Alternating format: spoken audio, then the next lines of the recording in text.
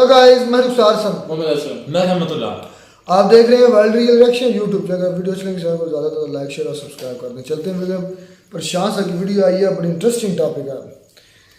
China will send Pakistan to moon, will it be a comparison, जैसा मतलब कि चंद्रयान 3 की जैसा होगा।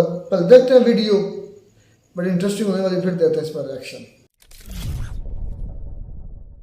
नमस्कार and welcome you to world affairs. मैं हूं प्रशांत धवन और इस वीडियो में हम बात करने वाले हैं एक बहुत ही इंटरेस्टिंग टॉपिक के बारे में। रिसेंटली आप लोगों ने ऐसे आर्टिकल्स देखे होंगे जहां पर यह लिखा है कि चाइना का जो चैंग 6 मिशन है, जो बहुत ही जल्द ये लॉन्च करेंगे, मोस्ट प्रोबेबली 2024 के आसपास, इसमें ये पाकिस्तान का पेलोड भी मून पर पहुंचा देंगे। तो एक पाकिस्तानी सैटेलाइट चाइना मून पर पहुंचाने का प्लान बना रहा है। नाउ अगर ये होता है तो मैं आपको ये बता दूं, पाकिस्तान इससे ओवरऑल 10th कंट्री बन जाएगा मून पर पहुंचने वाला। ये हिस्टोरिक होगा पाकिस्तान के लिए। और ये क्यों किया जा रहा है, देखिए इसका कोई साइंटिफिक रीजन नहीं है। पाकिस्तान की जो सैटेलाइट है ये एक क्यूब सैट होने वाली है। क्यूब सैट सैटेलाइट्स बहुत ही छोटी होती है। हमारे यहाँ देश में 12वीं कक्षा के बच्चे काफ़ी बार क्यूब सैट बना चुके हैं, उनको काफ़ी बार हंसी मजाक पे हमने लॉन्च कर दिया था। तो पाकिस्तान की सैटेलाइट ऐसा नहीं है कि मून को स्टडी करेगी या कुछ करेगी। प्राइमरली मैं देख पा रहा हूँ ये किया जा रहा है जियो पॉलिटिकल और साइकोलॉजिकल रीजंस के लिए। जब हाल ही में चंद्रयान 3 इंडिया ने सक्सेसफुली लैंड कर दिया मून के सरफेस पर, रोवर भी चलाया मून पर, उसका साइकोलॉजिकली एक बहुत ही बड़ा इंपैक्ट पड़ा था पाकिस्तान में। पाकिस्तान में आप देखोगे फ्रंट पेज कवरेज मिली थी उस पूरे इवेंट को। तो कहीं ना कहीं आप कह लीजिए पाकिस्तान के लोगों को भी फील हो कि ये भी मून पर पहुंच चुके हैं, इनको भी एक मोरल बूस्ट मिले। उसके लिए बात चल रही है कि चाइना बहुत ही जल्द पाकिस्तान को भी मून पर पहुंचा देगा। तो इस वीडियो में इस टॉपिक को हम इन डेप्थ डिस्कस करेंगे। बहुत कुछ यहाँ पे आपको जानने को मिलेगा, मगर आगे बढ़ने से पहले आपसे एक क्वेश्चन पूछूंगा। क्वेश्चन यहाँ पर यह है, बहुत ही इंटरेस्टिंग क्वेश्चन है। किस कंट्री के कांग्रेस ने, मतलब पार्लियामेंट में आप कह लीजिए, इनकम टैक्स खत्म कर दिया गया है, इनकम टैक्स पे करने की जरूरत ही नहीं है। ये हाल ही में किस कंट्री ने किया है? ब्राजील, कनाडा, चिले या फिर अर्जेंटीना? कमेंट सेक्शन में करिए उत्तर। सही आंसर मैं आपको दूंगा वीडियो के अंत में। नाउ चाइना का जो मिशन जिस पर बात चल रही है उस पर डिस्कशन करने से पहले सबसे पहले तो मैं आपको ये बताऊंगा इसरो और सुपार्को की ब्रीफ हिस्ट्री के बारे में। बहुत ही इंटरेस्टिंग है, इससे आप समझ पाओगे कि साइकोलॉजिकली पाकिस्तानी इसके लिए कितना इंपॉर्टेंट है।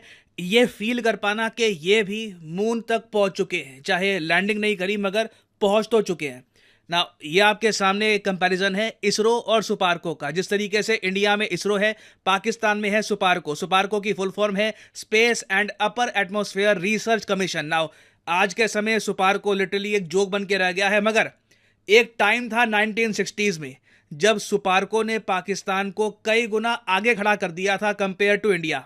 देखिए सुपार्को बना दिया था पाकिस्तान ने 1961 में, इसरो बना था 1969 में। 8 साल आगे था पाकिस्तान कंपेयर टू इंडिया। और सिर्फ ऐसा नहीं है कि इन्होंने बस बना दिया सुपार्को, इससे ही आगे निकल गए, नहीं। यूएस फंडिंग की वजह से पाकिस्तान ने 1962 में, जून 1962 में इतिहास रचा था जब इन्होंने रहबर 1 नाम का एक रॉकेट टेस्ट लॉन्च किया।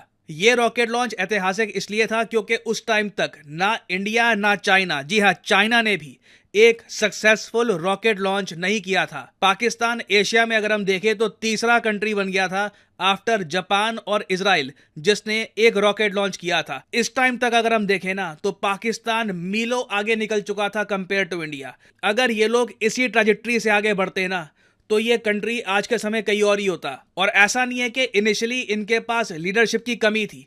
जो सुपार्को के चेयरमैन थे इनिशियली, ये थे अब्दुल सलाम, एशिया के आप कह सकते हैं one of the greatest scientist. ये अकेले पाकिस्तानी हैं जिन्हें नोबेल प्राइज मिला था in physics in the year 1979। हालांकि सुपार्को के साथ एंड में गड़बड़ ये हो गई। पहली बात, रिलीजियस फंडामेंटलिज्म। अब्दुल सलाम ये अहमदी थे, तो कभी इनको पाकिस्तान में प्रॉपर रिस्पेक्ट नहीं दी गई, even though academically he was a genius. Abdul Salam की जो ग्रेव है, बाय द वे यहाँ पे आप देख पाओगे बीबीसी का आर्टिकल है, सिंस ये अहमदी थे ना, आज तक जो इनकी कब्र है वहां पर जो मुस्लिम वर्ड है ना, लिखा होता है कि the first Muslim to win Nobel prize in physics, Muslim word censor कर रखा है क्योंकि पाकिस्तान में अहमदी जो कम्युनिटी है उनको मुस्लिम ये लोग मानते नहीं है। तो एक तो जी रिलीजियस फंडामेंटलिज्म अपने टॉप साइंटिस्ट के साथ भी। फिर दूसरा यहाँ पे इशू आ जाता है, अचानक से ना आर्मी ने टेक ओवर कर लिया था सुपार्को का। ये अपने आप में ट्रेजेडी है पाकिस्तान के लिए, क्योंकि अब्दुल सलाम के बाद आप देखोगे ना, जो भी चेयरमैन बना है सुपार्को का, ये पाकिस्तान की एयरफोर्स या आर्मी से आया है। अब आप खुद ही सोच लीजिए, एक एयरफोर्स ऑफिसर की जो स्पेशलिटी है, जो उसकी नॉलेज है, वो और फील्ड में होती है। उसे आप स्पेस एक्सप्लोरेशन, रॉकेट्स की फील्ड में आप लेके आओगे तो गड़बड़ी होगी और साथ में करप्शन भी होगा। और हुआ यही, आप देखो यहाँ पे आपको मेजर जनरल बहुत सारे पाकिस्तानी मिलिट्री के लोग मिल जाएंगे जो सुपार्को के चेयरमैन बने। ऑब्वियसली इन लोगों के पास कोई प्रॉपर ब्लूप्रिंट नहीं था, कोई आइडिया नहीं था कि करना क्या है, किस दिशा में लेके जाना है सुपार्को को। और इवेंचुअली इवन दो सुपार्को को स्टार्टिंग बहुत अच्छी मिली थी, ये जो इन्होंने गड़बड़ करी थी उसकी वजह से सुपार्को बहुत पीछे रह गया। हालांकि आप एक आर्ग्यूमेंट ये भी दे सकते हो कि इवेंचुअली इंडियन इकोनॉमी ने इतना ग्रो किया कि इसरो के पास ज़्यादा फंड्स आने ही थे, तो इसरो इवेंचुअली सुपार्को के आगे निकल ही जाता। बट मैं आपको ये बता दूं, अगर पाकिस्तान में रिलीजियस फंडामेंटलिज्म इतना ज़्यादा ना होता, इनकी मिलिट्री सुपार्को का टेक ओवर ना कर लेती, तो आज जो हाल है पाकिस्तान का in terms of space exploration, space technology, इतना बुरा हाल इनका ना होता। नाउ अब हम आते हैं चाइनीज मिशन पर। ये आपके सामने जो इमेज है, ये है चांग ई की। ये बेसिकली चाइनीज मैथोलॉजी में, चाइनीज कल्चर में माना जाता है कि गॉडेस है मून की, तो इन्हीं के नाम पे रखा है चाइना ने अपने मून मिशंस को। चांगी 1, 2, 3, 4, 5 और अब बहुत ही जल्द ये लोग लॉन्च करने वाले हैं चांग ई मिशन। और चांग ई 6 खास इसलिए होगा क्योंकि इसमें चाइना का प्लान ये है कि पहले ये एक लैंडर मून पे उतारेंगे, वो लैंडर मून पर ड्रिलिंग करेगा और फिर कुछ पत्थर के जो सैंपल है ये वापस धरती पर चाइना पे लेके आएगा। तो ये जो मिशन है चाइना के लिए बहुत ही ज़रा स्पेशल रहने वाला है। और कई कंट्रीज हैं, उनके पेलोड मतलब उनका छोटा सा कोई इक्विपमेंट, टेस्टिंग इक्विपमेंट, एक्सपेरिमेंट के लिए जो इक्विपमेंट है, ये चाइना अपने पूरे मिशन पे ऐड कर रहा है। जैसे कि यूरोपियन स्पेस एजेंसी का एक इक्विपमेंट है, उसके अलावा कई यूरोपियन कंट्रीज हैं, उनके इक्विपमेंट ऐड कर रहा है। इसी के साथ साथ चाइना के साइंटिस्ट ने पाकिस्तान को ये भी कहा कि एक क्यूब सैट बना दोगे, छोटी सी सैटेलाइट, वो हम तुम्हारे लिए मून पर ले जाएंगे। हालांकि वो सैटेलाइट कुछ करेगी नहीं, मगर इस लिस्ट में तुम्हारा नाम आ जाएगा। ये लिस्ट यहाँ पे आप देख पाओगे, countries that have been to the moon.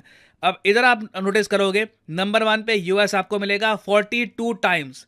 US कुछ ना कुछ मून पर भेज चुका है। अगेन इस लिस्ट में हम ना सिर्फ लैंडर, हम ऑर्बिटर, सेमी सक्सेसफुल मिशन जो हुए हैं उनको भी हम काउंट कर रहे हैं, ठीक है। तो 1, 2, 3, 4, 5, 6, 7, 8, 9 कंट्रीज टोटल आप कह लीजिए, अगर आप यूरोपियन यूनियन को भी काउंट करते हैं, 9 स्पेस एजेंसीज मून पर पहुंच चुकी हैं। इसमें इजराइल का जो बैरशीत मिशन है उसको हम काउंट नहीं कर रहे, क्योंकि उसने बिल्कुल मून पर एक क्रैश लैंडिंग कर दी थी, तो that is not being counted. तो अगर चाइना का जो ये चांग ई मिशन है सक्सेसफुल हो जाता है और एक छोटी सी सैटेलाइट जो पाकिस्तान मेड सैटेलाइट होगी, ये मून को ऑर्बिट करना स्टार्ट कर देती है या फिर मून के करीबी पहुंच जाती है, तो टेक्निकली आप कह लीजिए पाकिस्तान का नाम यहाँ पे आ जाएगा। अब यहाँ पे आप कहोगे मगर ये कितना अनफेयर है कि एक तरफ इंडिया जैसा कंट्री जो खुद अपना रॉकेट यूज करता है लॉन्च करने के लिए और ऑर्बिटर भेजता है मून पर, उसी लिस्ट में पाकिस्तान को शामिल कर देंगे। देखिए इसको लेकर कई आपको लिस्ट मिल जाएंगी।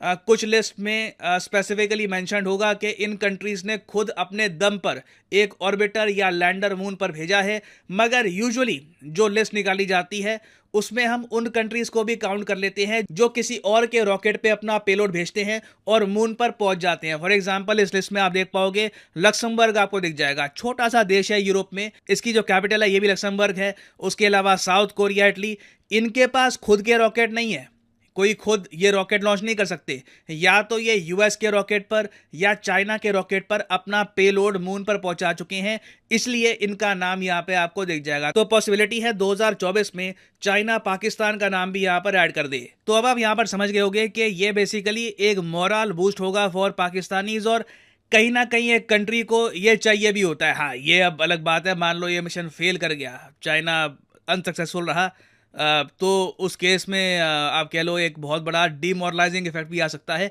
तो ये टॉपिक काफ़ी न्यूज़ में रहेगा। मोस्ट प्रॉब्ली 2024 के आसपास इस टॉपिक से रिलेटेड और बहुत सारी वीडियोस मैं आपके लिए लेके आऊँगा। नाउ फाइनली वापस आते हैं क्वेश्चन की तरफ कि हाल ही में किस कंट्री के कांग्रेस ने ये कहा है कि इनकम टैक्स अब खत्म, इनकम टैक्स पे करने की ज़रूरत ही नहीं है। तो सही उत्तर यहाँ पे है option D, Argentina. Argentina economically बहुत ज़्यादा स्ट्रगल कर रहा है और इनकम टैक्स खत्म करके ये लोग ये कोशिश कर रहे हैं कि बाहर से जो मिलेनियर्स हैं, बाकी कंट्री से जो मिलेनियर्स हैं, ये अर्जेंटीना में आ जाए, निवेश करें और इनको टॉफी दी जाएगी कि टैक्स पे करने की कोई भी आवश्यकता नहीं होगी। और अनअकैडमी के प्लेटफॉर्म पर मेरी कुछ एक्स्ट्रा क्लासेस भी हैं, आप तो जी वीडियो हो गई ख़त्म। बड़ी शानदार वीडियो थी, लेकिन मुझे मेरा दिल कर रहा है कि मैं आप 2 थप्पड़ लगाऊं थप्पड़ नहीं भाई, अपने मुंह पर। हंसने को दिल कर रहा है हमारा। नहीं, मुझे तो थप्पड़ लगाने का दिल कर रहा है। नहीं, हमारा तो हंसी आ रही भाई। बीच बीच वीडियो में भी हंसते रहे कि यार अजीब सुनने में लग रहा है ये बात। क्या अपन कुछ करने के काबिल है नहीं। नहीं, हमारे पाकिस्तान का तो मैं कहता हूँ ऐसा हाल है जैसे एक बच्चे की टांग पे चोट लगी हो या लंगड़ा हो, जिसको एक दूसरा बंदा आके उठाए और कहे भाई चलो चलो चलो जल्दी चलो, मंजिल बहुत दूर है, अभी बैठो मत। पाकिस्तान की ये कंडीशन हो चुकी है। चाइना के बलबूते पर या चाइना के सहारे पर अब ये करने लगा है। खाने को वो कहते हैं कि रोटी नहीं है तो चांद पे जाने को जाते हैं। और ये बात अभी ना ये भाव नहीं तो देती। कोई पाकिस्तान कौन सा उधर कोई तहकीक करेगा? पाकिस्तानी कोई रोवर या लैंडर नहीं भेज रहे। प्रशांत सर कह रहे हैं कि सिर्फ उनका काम है लिस्ट में लाना, बस यही उनका काम है। और क्या वो ना बात बता रहे थे प्रशांत कि जो पाकिस्तान भेजने जा रहा ना, जो चीज़ उसका नाम ले रहे थे, मेरे से निकला वो हमारे 12 स्टैंडर्ड के बच्चे जो हैं वो अक्सर भेजते रहते हैं, मतलब उस तरह की चीज़ें बनाते रहते हैं। तो इस वजह से मैं क्या कह रहा था कि थप्पड़ मारूं अपने मुंह पर, ये वजह थी। और साथ में यह था कि हम खुद कुछ नहीं कर सकते, दूसरों के बलबूते पर कुछ अगर काम करते हैं तो उस पर हम क्रेडिट खुद लेने की कोशिश करते हैं। मतलब कि एक मुर्दा है ना, मुर्दा है तो उसको अगर कफन पहना दिया जाए तो कफन वो अगर क्या है कि ये कफन मैंने खुद पहना तो उसके लिए पहले मरा हुआ ये डूब मरने का मकाम है। इस तरह पाकिस्तान के साथ भी है। पाकिस्तान जो खुद मरा हुआ है, अगर उसको कफन गुस्ल वगैरह दे रहा है चाइना कि ये चलो दुनिया में इसका कोई थोड़ा सा नाम रह जाए, तो यही सूरत हाल सेम इसी तरह स्पार्को का आपने पहले नहीं देखा कि जून 1961 में कैसे जबरदस्त वो उसने बूस्ट किया है। उससे पहले मिलिट्री नहीं ना, हमारी आर्मी नहीं आई। तो बाद में मार्शल लॉ भी 1958 में लगा हुआ था, 58 में 59 में जी पहला मार्शल लॉ। तो देख नहीं ज्यादा सदर प्रशांत सर ने ये बात जबरदस्त की। उसने कहा कि जब मिलिट्री के बंदे इसमें घुसे स्पार्को में तो आप देख लें जिनको अपना तजर्बा नहीं, एक जो फील्ड से हट के दूसरी फील्ड में जब आए हैं तो उस फील्ड का उनको तजर्बा नहीं, तो इस वजह से उसका बेड़ा गर्क हो गया। और स्पार्को का ये हाल है। आज उसका मैंने जाती तौर पे खुद उसका नाम नहीं जानता था। ये तो 1-2 पहले वीडियो देखी, उसके बाद मुझे पता चला कि हमारी जो हमारे इदारा है उसका नाम है स्पार्को है। मुझे तो पहले इसका नाम भी नहीं पता था। जी रहमतुल्लाह क्या बोलने लग रहा है यार? देखें कि हमारे जितने भी बड़े बड़े जो इदारे हैं उनके जो चेयरमैन है या जो मेन है ना हेड, वो सारे आर्मी के ऑफिसर हैं, रिटायर आर्मी, उधर से रिटायर हो जाते हैं और फिर इधर आकर अपनी मनमानी करते हैं। उनको लगता नहीं, उनको लगता है कि पाकिस्तान के अंदर जो हम आलम फाजल पढ़े लिखे एजुकेटेड सिर्फ हम ही हैं, तो ये पाकिस्तान का या जो उनका मरने का मकाम है। नहीं, वो तो कहते हैं कि भाई हम ही पाकिस्तान। तो लोग कैसे ना खुदकुशियां करें, कितने काबिल। अभी मैं न्यूज़ एक सुन रहा था, पाकिस्तान के अंदर गलत भी हो सकती है, जो पाकिस्तान का नादरा का ऑफिसर था ना पहला, उसको जो चीज़ें वो कहा गई थी कि आप ना जो आईडी कार्ड है ना पूरे पाकिस्तान का, उसका पास इंचार्ज था जो नादरा का बड़ा ऑफिसर था, उसको कहा गया था कि आप तो इस चीज़ें मैनिपुलेट करें, मतलब आप चीज़ें गुड़गुड़ करें, तो जिसका एक कार्ड है उसका कम से कम 2-3 कार्ड बनाएं और वो कार्ड हमें दे। ये मेरे पास के सबूत कोई नहीं है, सबूत ये नहीं कि, लेकिन वो जो जिस पाकिस्तानी की मैं बात कर रहा था उसके पास वो सबूत थे। और उसने ये इल्ज़ाम लगाया कि उधर नादरा में भी हमारा एक रिटायर्ड मेजर है, कर्नल है, मेजर है नादरा में, मेजर वापडा में मेजर, उसके बाद स्पार्को में मेजर कर्नल। कोई अदारा नहीं इन्होंने छोड़ा कि उधर से रिटायर होते हैं इधर आकर फिर हमारे साथ पर बैठ जाते हैं और अपनी मर्जी से पूरा मुल्क कंट्रोल कर रहे हैं। अगर ट्रैफिक की बात की जाए, अगर सिग्नल पर रोका जाए ना तो उनको बेचारा को कांस्टेबल पुलिस वाला रोक ले तो उनके जो बेटे हैं बेटियां या जो उनकी जो औलाद होती है या खुद वो गाली निकालते हैं कि आपने हमें रोका कैसे। में देखा नहीं डीएसपी को किस तरह पकड़कर उसने थप्पड़ मारे थे। वो कहते तुम जानते ना मैं अभी तुम्हें नौकरी से निकलवा दूंगा, वर्दी उतरवा दूंगा। या फिर मैं खुद कहता हूँ उस वक्त असल गड़बड़ी इधर है। हमें मारना चाहिए कि यार ये देखें कि हमारे मुहाफ़िज़ हैं तो हमें ये खाने को। असल गड़बड़ी इधर है हमारे इंडिया की, ये गड़बड़ नहीं है, वो आगे जा रहा है। हमारी गड़बड़ी यही है, बद मेन इखलाक हमारा जो मुद्दा ना मसला इंसाफ। जो है, मेन रुकावट जो है यही है, यहाँ से शुरू होता है। आप जी चले, खैर चाइना हमारी सेंड करेगा सैटेलाइट, डूब के मर जाओ। चाइना ने इससे पता नहीं क्या कुछ पाकिस्तान से निकालना है, तो चाइना ऐसे तो नहीं कोई कर रहा पाकिस्तान में। आप सोचें कि चाइना इसके बदले में बहुत कुछ पाकिस्तान से लेकर जाएगा और ले भी रहा है। समझ होता है। पता नहीं यार क्या होगा हमारी इस कंट्री का।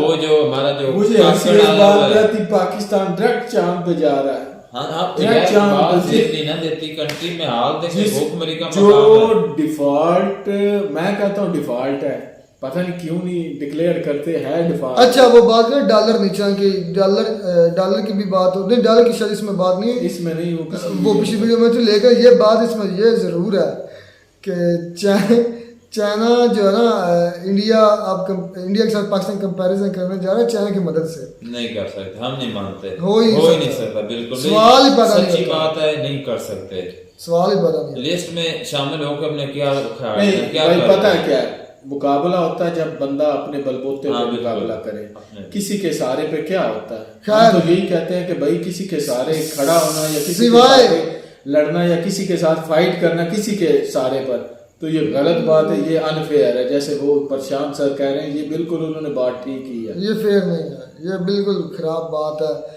तो खैर मैं कहता वीडियो अच्छी लगी होगी, वीडियो चैनल सब्सक्राइब कर दें। मिलते हैं नई वीडियो नाटक के साथ, तब तक दीजिए इजाजत।